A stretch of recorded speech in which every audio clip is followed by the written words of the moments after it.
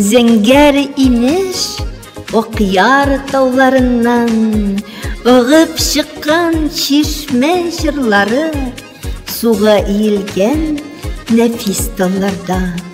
Сары сандуғашлар мұңлары, мен мұңлы болмай, кем болсын дей.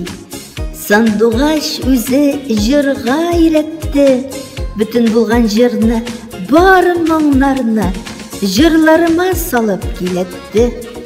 Сандуғаштан үзіп болмаса да, көңілім менің мұңнар сандығы.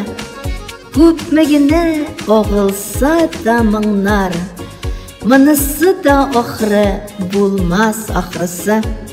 Мұңлы бала болдым, сағыш басқан, өзек үске шыға жырларым.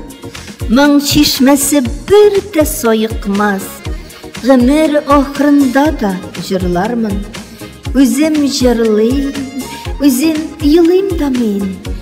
Бары жырларым yazıla yürekte, Koy şağında jırlap büyüp koyam. Көңіліме yollar gerekte. Автор Elnur Галимова.